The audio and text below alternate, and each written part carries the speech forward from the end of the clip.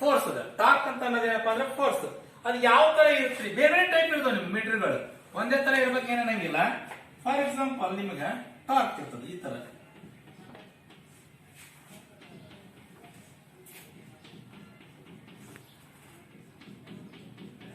ಈ ತರ ಮೀಟರ್ಗಳು ಇರ್ತಾವ.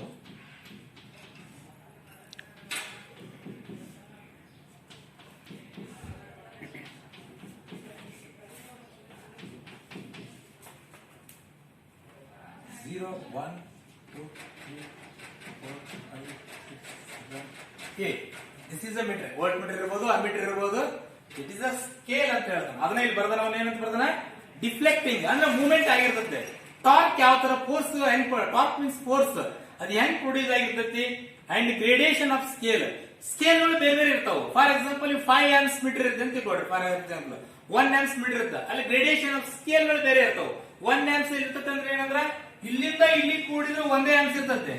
ಸರ್ ಹೆಂಗ್ ಸ್ಕೇಲ್ ಮಾಡಿರ್ತಾರ್ರಿ ಅಂತಂದ್ರೆ ಇಲ್ಲಿಂದ ಇಲ್ಲಿ ಕೂಡಿದ್ರ ಬರೀ 1 ಆಂಪ್ಸ್ ಇರ್ತದೆ, 0 to 1 ಇರ್ತದೆ. ಸರ್ ಹೆಂಗ್ ಮಾಡಿರ್ತಾರೆ ಅಂತಂದ್ರೆ ಇಲ್ಲೇನಾಗಿರ್ತಾವ ಒಂದಂದ್ರೆ ಈಚ್ ಸ್ಕೇಲ್ ಏನಿರ್ತಾವ ನೋಡ್ಕೋಬೇಕು. ಅದಕ್ಕೆ ಗ್ರೇಡೇಷನ್ ಅಂತ ಹೇಳ್ತೀವಿ ನಾವು, ಗ್ರೇಡೇಷನ್ ಆಫ್ ಸ್ಕೇಲ್. ಇಲ್ಲೇನ್ ಕೇಳ್ತಾರ 0 to 8 ಆಂಪ್ಸ್ ಅಂತ ಹೇಳ್ತೀವಿ. 0 to 8 ಆಂಪ್ಸ್ ಅಂದ್ರೆ ಈಚ್ ಎಷ್ಟು ಬರ್ತದೆ, ದಿಸ್ ಇಸ್ ಅ ಗ್ರೇಡೇಷನ್. ಅಂದ್ರ ಮೀಟರ್ಸ್ ಗಳ ಮೇಲೆ ಗ್ರೇಡೇಷನ್ ಮಾಡ್ತೀವಿ ನಾವು, ಬೇರೆ ಬೇರೆ ಗ್ರೇಡೇಷನ್ ಮಾಡ್ತೀವಿ. 1 ಆಂಪ್ಸ್ ಬೇರೆ, 5 ಆಂಪ್ಸ್ ಬೇರೆ, 10 ಆಂಪ್ಸ್ ಬೇರೆ, 25 ಆಂಪ್ಸ್ ಬೇರೆ. ವೋಲ್ಟ್ ಮೀಟರ್ ನಿಮ್ಗೆ ಏನಿರ್ತದ 200, 250, 2 ಆಂಪ್ 500 ಇರ್ತದ. ಅದು ವೋಲ್ಟ್ ಮೀಟರ್ ಗ್ರೇಡೇಷನ್ ಮೇಲೆ ಮಾಡ್ತೀವಿ ನಾವು. ಅದರಲ್ಲಿ ಬರೀತಾನ. However, in this the moving instrument, the deflecting torque is produced and the square of current passing through the coil, such as the scale is instrument will be uneven. It is cramped at the beginning, the open that end of the as shown. In order of advantage uniform scale, some manufacturer have designed it tangle shifted strip and fixed soft iron as shown. Company ಮೇಲೆ depend ಆಗಿರುತ್ತೆ ಅಂತ ಹೇಳ್ತಾನೆ. ಅಂದ್ರೆ scale ಬಗ್ಗೆ ಅಷ್ಟು ಮಾಹಿತಿ ಕೊಡಕತ್ತಾನ ಅವನು. ಅಂದ್ರೆ ಬೇರೆ ಬೇರೆ ನಾನು ಹೇಳಿದ್ನಲ್ಲ, ಈ ಸ್ಕೇಲ್ಗಳು ಬೇರೆ ಬೇರೆ ಆಗ್ತಾವು. ಅದು ವ್ಯಾಲ್ಯೂಗಳು ಬೇರೆ ಆದಾಗ ಸ್ಕೇಲ್ಗಳು ಬೇರೆ ಆಗ್ತಾವು. ಸರ್ ಡಿಸೈನ್ ಮಾಡಿರ್ತಾರಲ್ಲ ಸರ್ ಸ್ಕೇಲ್ ಅಂತ ಹೇಳಿ, ಒಂದು ಮಿರರ್ ಫಿನಿಶಿಂಗ್ ಇರುತ್ತೆ, ಒಂದು ಡೈರೆಕ್ಟ್ ಆಗಿ ನೋಡ್ಬೇಕು ನೀವು. ಮಿರರ್ ಫಿನಿಶಿಂಗ್ ಅಂದ್ರೆ ಗ್ಲಾಸ್ ನೇ ನೋಡ್ಬೇಕು. ಈಗ ಅಮೀಟರ್ ಹಿಂಗ್ ಇಟ್ಬಿಟ್ಟು ಹಿಂಗ್ ನೋಡಕ್ ಅಲ್ಲಿ ಕೊಟ್ಟಿರ್ತಾನ, ಅಲ್ಲಿ ಬರದ ಬಿಟ್ಟಿರುತ್ತೆ ಮಿರರ್ ಫಿನಿಶಿಂಗ್ ನೋಡ್ಕೋಬೇಕು, ಅಥವಾ ಮೇಲೆ ಸ್ಕೇಲ್ ಅಷ್ಟ ಹಿಂಗ್ ನೋಡ್ಕೋಬೇಕು. ಮಿರರ್ ಫಿನಿಶಿಂಗ್ ಅಂದ್ರೆ ಒಳಗ ನೋಡ್ಬೇಕು, ಗ್ಲಾಸಿನ ಒಳಗಡೆ ಇರ್ತಲ್ಲ, ಮಿರರ್ ನೇ ಕಾಣ್ತಿರ್ತಲ್ಲ, ಅದನ್ನ ನೋಡ್ಕೋಬೇಕು. ಆ ಟೈಪ್ ಗಳಲ್ಲಿ ಬೇರೆ ಬೇರೆ ಇರ್ತದೆ. ಅದನ್ನ ಹೇಳ್ತಾನ deflecting torque and gradation of the scale ಅಂತ ಹೇಳ್ತಾನೆ. ಅದಕ್ಕೋಸ್ಕರ ಬೇರೆ ಬೇರೆ ಕಂಪನಿಯಲ್ಲಿ ಸ್ವಲ್ಪ ಡಿಸೈನ್ ಮಾಡಿರ್ತಾನೆ ಸ್ಕೇಲ್, ಮತ್ತೆ ಅದಕ್ಕೇನು ಇದನ್ನ ಮಾಡೋಂಥದ್ದು ಅವಶ್ಯಕತೆ ಇರಲ್ಲ. ದಿಸ್ ಈಸ್ ಒಳಗಡೆ ಸ್ಕೇಲ್ ಗಳನ್ನು ನಾವು ಯಾವ ತರ ಡಿಫ್ಲೆಕ್ಟಿಂಗ್, ಇಲ್ಲಿ ನೋಡ್ರಿ ಈ ತರ ಇರ್ತದೆ ಒಳಗಡೆ. ಇದು ಸ್ಪಿಂಡಲ್ ಅದ, ಇದು ಮ್ಯಾಗ್ನೆಟಿಕ್ ಹಾರ್ಸ್ ಟೇಪ್ ಇರ್ತದ. ಇಲ್ಲಿ ನೋಡ್ರಿ ಕಾಯಿಲ್ ವಿತ್ ಡಬ್ಲ್ಯೂ, ಅದು ಹೆಸರು ಕೊಟ್ಟ ನೋಡ ನಿಮ್ಗೆ ಗೊತ್ತಾಗ್ಲಿ ಅಂತಂದು. ದಿಸ್ ಇಸ್ ಈ ತರ ಎಲ್ಲ ಭಾಗಗಳವು ನಿಮ್ಗೆ ಇದನ್ನ ಕೊಟ್ರ. ಪಾಯಿಂಟರ್ ಅದ, ಪಾಯಿಂಟರ್ ಮೀನ್ಸ್ ಮೂವ್ಮೆಂಟ್ ಆಗೋದು. ಇದೇನಪ್ಪಾ ಅಂದ್ರ ಮೂವಿಂಗ್ ಸ್ಟ್ರಿಪ್, ಇದು ಮೂವ್ಮೆಂಟ್ ಆಗ್ಲಿಕ್ಕೆ, ಒಳಗಡೆ ಮೂವ್ಮೆಂಟ್ ಆಗ್ಲಿಕ್ಕೆ. ಇದು ಸ್ಟೇಷನರಿ ಸ್ಟ್ರಿಪ್ಸ್, ಎಫ್ಸ್ ಅಂತ ಹೇಳ್ತೀವಿ. ನಿಂತಲ್ಲೇನಿರುತ್ತ ಸ್ಟೇಷನರಿ ಮೀನ್ ಅರ್ಥ ಏನಪ್ಪಾ ಅಂತಂದ್ರ ಅದು ಮೂವ್ಮೆಂಟ್ ಆಗಲ್ಲ. ಸ್ಟೇಷನರಿ ಅಂದ್ರೆ ಒಂದೇ ಕಡೆ ಇರ್ತದೆ. ಮೇಲೆ ಒಂದು ಸ್ಟೇಟ್ ಐತಲ್ಲ, this is stationery. For example ವಿದ್ಯಾರ್ಥಿಗಳ ನಿಮ್ಗೆ ಸ್ಟೇಷನರಿ ಅಂದ್ರ, ಫಾರ್ ಎಕ್ಸಾಂಪಲ್ ಕೊಪ್ಪಳದೆಲ್ಲ ಸ್ಟೇಷನರಿ ಅಂಗಡಿ ಅದಾವ.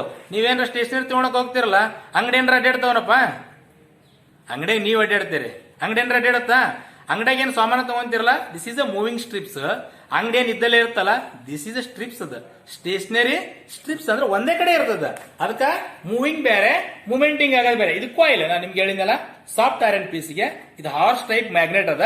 ಅದಕ್ಕೆ ಓನ್ ಮಾಡಿರ್ತಾರ soft iron piece, compulsory soft iron piece ಮಾಡ್ಲೇಬೇಕು. ಮಾಡ್ಲಾನು ಪ್ರೊಡ್ಯೂಸ್ ಆಗಲ್ಲ, ಅಲ್ಲೇ ಕರೆಂಟೇ ಪ್ರೊಡ್ಯೂಸ್ ಆಗಲ್ಲ. ಸರ್ ಹೆಂಗ್ ಕರೆಂಟ್ ಹೋಗ್ಬಿಡ್ತೈತ್ರಿ ಅನ್ನಂಗಿಲ್ಲ, ಅಲ್ಲಿ ಮೂವಿಂಗ್ ಐರನ್ ಅಲ್ಲಿ ಇದಾಗ್ತದ. ಅದನ್ನ ಇಲ್ಲಿ ಏನ್ ಮಾಡ್ಯಾನ, ಭಾಗ ಮಾಡ್ಯಾನ ಸಾಫ್ಟ್ ಐರನ್ ಪೀಸ್. ಅದನ್ನ ನಿಮ್ಗೆ ಗೊತ್ತಾಗ್ಲ ಅಂತ ಇಲ್ಲಿ ಒಳಗಡೆ ಅದಲ್ಲ, ಅದನ್ನ ಇದನ್ನ ಮಾಡ್ಯಾನ. Next soft iron piece and fixed strip.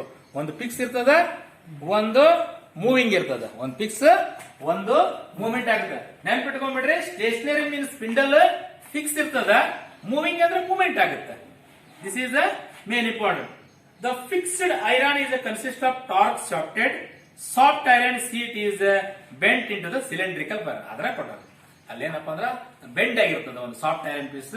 ಅಂದ್ರೆ ಅದು ಯೂಸ್ ಇದು ಹಾರ್ಸ್ ಟೈಪ್ ಇರುತ್ತೆ, ಕುದುರೆ ಕಾಲ ಅಂತ ಹೇಳ್ತಿರಲ್ಲ ಆ ಟೈಪ್ ಮಾಡ. ಇಲ್ಲಿ ನೋಡಿ ಕುದುರೆ ಕಾಲ ನಿಮ್ಗೆ ಮ್ಯಾಗ್ನೆಟಿಕ್ ಚಾಪ್ಟರ್ ನಲ್ಲಿ ಏನಂತ ಹೇಳಿದ್ರೆ ಹಾರ್ಸ್ ಟೈಪ್ ಅಂತ ಬರ್ತದ. ಅಲ್ಲಿ ಇಂತಲ್ಲೇ ಈ ಇನ್ಸ್ಟ್ರೂಮೆಂಟ್ ನಲ್ಲಿ ಯೂಸ್ ಮಾಡಿರ್ತಾರ. Bend is a moving iron is made up of another soft iron sheet and it is the moment of moving parallel to the fixed iron and towards the onward end of the actual pillar. ಅದನ್ನ ಬರ್ದಾರ.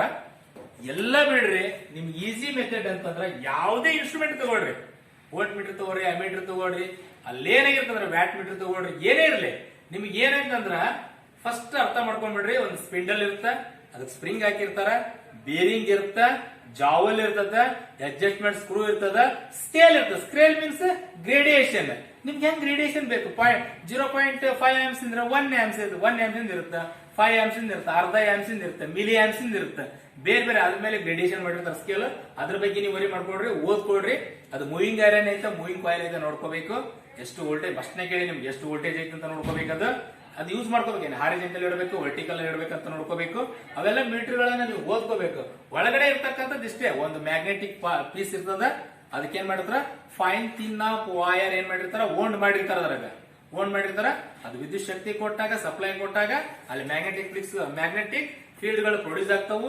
Produce ಆಗಿಂದ ಅಲ್ಲಿಂದ current ಉತ್ಪತ್ತಿ ಆಗಿ ಏನ್ ಮಾಡ್ತದ, spindle ಹೋಗುತ್ತೆ. ನೀವು ಲೋಡ್ ಕೊಟ್ಟಿಂದ ಸ್ಕೇಲ್ ಏನಾಗುತ್ತ, ಡಿಫ್ಲೆಕ್ಟಿಂಗ್ ಆಗುತ್ತೆ. ಇಷ್ಟೇ ಅರ್ಥ ಮಾಡ್ಕೊಳೋದು. ಎಲ್ಲಾ ಇನ್ಸ್ಟ್ರೂಮೆಂಟ್ ಗಳಲ್ಲಿ ಇದೇ ಪೋರ್ಷನ್ ಆಗುತ್ತ. ಇದೆ ಮತ್ತೆ ಡಿಜಿಟಲ್ ಅಲ್ಲ, ಓನ್ಲಿ ಫಾರ್ ಅನಲಾಗ್ ಇದನ್ನ ಹೇಳ್ತಾ ಇರೋದು. ಡಿಜಿಟಲ್ ಆಗಿ ಅಲ್ಲ ಸರ್. ಡಿಜಿಟಲ್ ಆಗಿ ಎಲ್ಲಿತ್ರಿ, ಮಲ್ಟಿಮೀಟರ್ ಎಲ್ಲಿ ತೋರಿಸ್ರಿ ಅಂತ ಅನ್ನಂಗಿಲ್ಲ. ಅನಲಾಗ್ ಅಂದ್ರೆ ಡಿಫ್ಲೆಕ್ಟಿಂಗ್ ಇರ್ತದಲ್ಲ, ಅಂತಲ್ಲಿ ಮಾತ್ರ ಈ ತರ ಒಂದು ಪೋಸ್ ಇರ್ತದೆ. Next, uses advantage and disadvantage of moving iron. Sir ಯಾವುದೇ ಒಂದು ವಸ್ತು ತಗೊಳ್ರಿ, ಅಡ್ವಾಂಟೇಜ್ ಇರ್ತದ ಮತ್ತು ಡಿಸ್ ಅಡ್ವಾಂಟೇಜ್ ಇರ್ತದ. ಇದಾಗ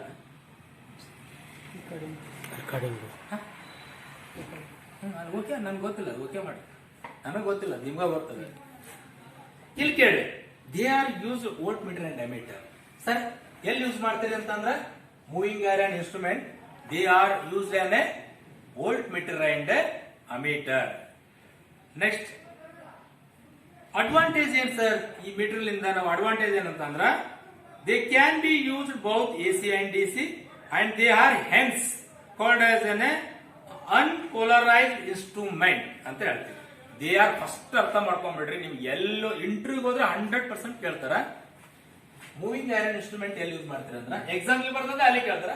ನೆನ್ಪಿಡ್ಕೊಂಡ್ರಿ, ಎಸಿ ಅಂಡ್ ಡಿಸಿ ಅಲ್ಲಿ ಯೂಸ್ ಮಾಡ್ತೀರಿ. Unpolarised, what is the meaning of unpolarised? Depolarise ಅಂತ ಹೇಳ್ತೀವಿ. ಪೋಲರೈಸ್ ಅಂದ್ರೆ ಶಕ್ತಿಯನ್ನು ಕಳ್ಕೊಂಡ್ಬಿಡುತ್ತೆ. ಪೋಲರೈಸ್ ಮ್ಯಾಗ್ನೆಟಿಕ್ ಫೀಲ್ಡ್ ಗಳನ್ನ ಕಳ್ಕೊಂಡ್ಬಿಡುತ್ತೆ. ನಾವಿಲ್ಲಿ ವಿದ್ಯುತ್ ಶಕ್ತಿ ಕೊಟ್ಟಾಗ ಜಸ್ಟ್ ಅಲ್ಲಿ ಏನಾಗುತ್ತೆ ಅಂತ ಬರ್ತೀನ, ಅನ್ಪೋಲರೈಸ್ಡ್. ಯಾವುದೇ ತರಹದ ಡಿಪೋಲರೈಸ್ ಆಗಲ್ಲ, ಅನ್ಪೋಲರೈಸ್ಡ್ ಆಗಲ್ಲ ಅಂತ ಹೇಳ್ತಾನೆ ಈ instrument. This is the hence. ಇದಕ್ಕೆ ನೆಕ್ಸ್ಟ್ ಏನಂತ ಬರೀತಾನೆ, called as an unpolarised instrument ಅಂತ ಬರೀತಾನೆ. ಇದು ನೆನ್ಪಿಟ್ಕೊಡ್ರಿ. They have a small value of friction, errors has the torque, weight and ratio of higher.